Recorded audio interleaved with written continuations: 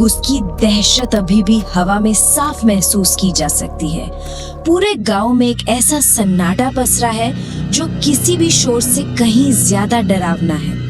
लोग अपने ही घरों में दुबके हुए हैं। बाहर जो गिने चुने लोग हैं वो खौफ से कांप रहे हैं। उस बड़े तांत्रिक की रोंगटे खड़े कर देने वाली भविष्यवाणी और वो खौफनाक निशिर-मोल जो अब पूरी ताकत के साथ वापस लौट आए हैं। तांत्रिक ने जो कहा, जरा उस पर गौर कीजिए। जिस आत्मा को 400 साल पहले कैद किया गया था वो अब पूरी तरह से जाग चुकी है। मतलब ये कोई छोटी मोटी चेतावनी नहीं है, ये इस बात का एकदम साफ संकेत है कि जो खतरा सदियों से दबा हुआ था वो अपनी पूरी ताकत के साथ लौट आया है। और सबसे डरावनी बात ये है कि वो कुछ ऐसा ढूंढ रहा है जो इसी गांव में मौजूद है। पिछली रात जो कुछ भी हुआ उसके बाद तो पूरे गांव का रोंगटे खड़े होना लाजमी है। मुखिया और बाकी गांव वालों ने अपनी ही आंखों के सामने पहले वाले तांत्रिक को राख में बदलते देखा है। हवा में उड़ती वो राख सिर्फ एक शरीर की नहीं बल्कि गांव वालों की आखिरी उम्मीद की राख थी।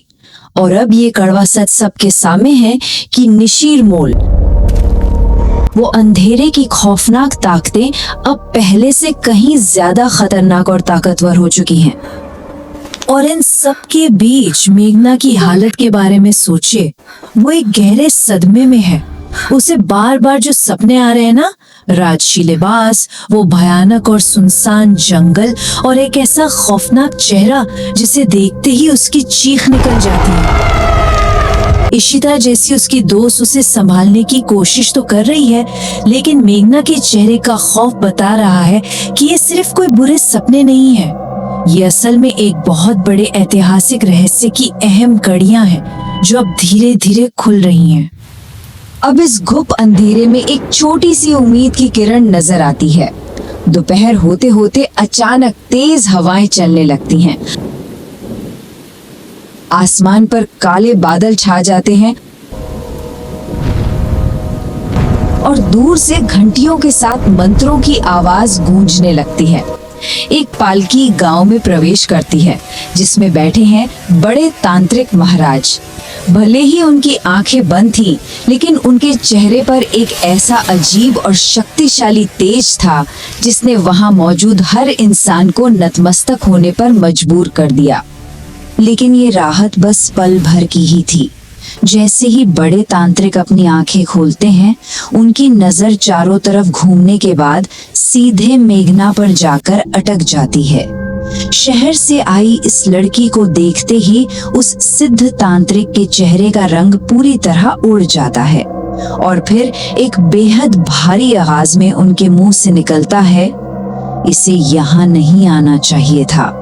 सोचिए उस वक्त वहां खड़े अनुज, मुखिया और बाकी लोगों के दिलों पर क्या गुजरी होगी। ये भविष्यवाणी साफ बता रही थी कि मेघना का यहाँ होना किसी बहुत बड़ी तबाही को न्योता दे रहा है। अब यहाँ ध्यान देने वाली बात यह है कि तांत्रिक महाराज सिर्फ बोलते नहीं हैं, वो अपनी बात को साबित करने के लिए अपने कमंडल से थोड़ा सा पवित्र जल जमीन पर छिड़कते हैं और जैसे ही वो पानी मिट्टी पर गिरता है, जमीन पर कुछ ऐसे अप्राकृतिक और खौफनाक निशान उभर आते हैं जिन्हें देखकर खुद उस महान तांत्रिक की आंखें फटी की फटी रह जाती हैं और वो बोल पड़ते हैं, असंभव। जब अलौकिक शक्तियों का इतना बड़ा ज्ञाता घबरा जाए तो समझ लीजिए मामला पूरी तरह हाथ से निकल चुका है। सबके मन में यही सवाल था कि आखिर बात क्या है। तब तांत्रिक ने जो सच बताया उससे तो सबकी रूह ही कंपा दी। वो प्राचीन आत्मा जो 400 साल पहले कैद की गई थी, वो सिर्फ तबाही नहीं मचा रही है, उसका एक बहुत ही खास लक्ष्य है। वो खौफनाक आत्मा असल में मेघना को ही ढूंढ रही है। जी हाँ, मेघना को। ये सुनते ही वहां खड़े सभी लोगों के पैरों तले जमीन खिसक जाती है। मेघना का इस शापित गांव में आना कोई इत्तेफाक नहीं, बल्कि एक भयानक मिराकी है। आइए इतिहास के पन्नों को थोड़ा पलटते हैं। आखिर ये सब शुरू कैसे हुआ? असल में मेघना के सपने इसी गांव के अतीत की यादें हैं।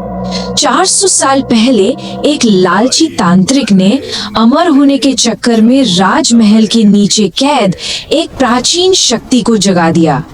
वो शक्ति बेकाबू हो गई और उसी से जन्म हुआ इन खौफनाक निशिरमोलों का। तब उस वक्त की राजकुमारी को इस तबाही से बचने और कोई उपाय खोजने के लिए जंगलों में भागना पड़ा था। लेकिन उस राजकुमारी ने हार नहीं मानी थी। उसने इस अंधकार को रोकने के लिए इस्तेमाल किया मृत्युंजय अमृत के बीज का। ये कोई साधारण बीज नहीं, बल्कि एक बेहद शक्तिशाली और रहस्यमयी चीज थी।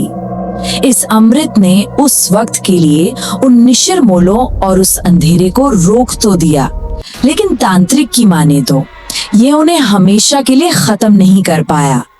ये अंधकार बस सही वक्त का इंतजार कर रहा था और अब वो वक्त आ चुका है।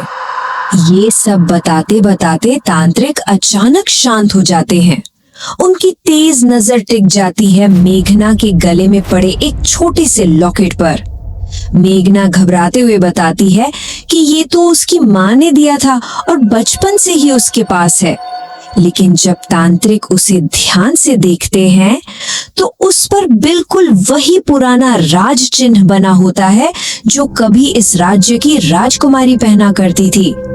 मतलब एक आम सा दिखने वाला पारिवारिक गहना सीधे 400 साल पुराने इतिहास से जुड़ गया। ये तुलना देखिए कितनी डरावनी है। एक तरफ वो पूर्वज राजकुमारी थी जिसने अंधेरे से लड़ाई की और मृत्युंजय अमृत के जरिए उस शक्ति को रोका, और दूसरी तरफ है मेघना जो उसी की आधुनिक वंशज है। लेकिन इस बार समीकरण पूरी तरह पलट चुके हैं। मेघना के पास वो अमृत नहीं है, बल्कि वो खुद उस जागी हुई प्राचीन बुराई का सबसे बड़ा शिकार बनने वाली है। इतिहास खुद को दोहरा जरूर रहा है, लेकिन इस बार अंधेरा कहीं ज्यादा हावी है। उस राज चिन्ह को देखकर तांत्रिक के मुंह से बुदबुदाहट निकलती है। हे भगवान! और फिर वो बात कहते हैं जिससे पूरे गांव में दहशत फैल जाती है। मेघना उसी राजकुमारी की वंशज है। ये सुनते ही मेघना तो जैसे सुन्न रह जाती है।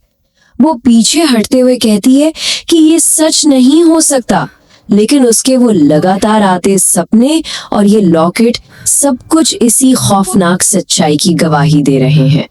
मेघना का उस राजकुमारी से ये रिश्ता ही इस सारी तबाही की जड़ है। और जैसे ही राज खुलता है, हालात एकदम से बेकाबू होने लगते हैं। मौसम अचानक बदल जाता है। तेज डरावनी हवाएं चीखने लगती हैं। पलक झपकते ही गांव के सारे दिए एक साथ बुझ जाते हैं। हर तरफ बस घुप अंधेरा छा जाता है और उसके ठीक बाद दूर जंगल की तरफ से वही भारी कदमों की आवाज गूंजने लगती है। ठक ठक ठक।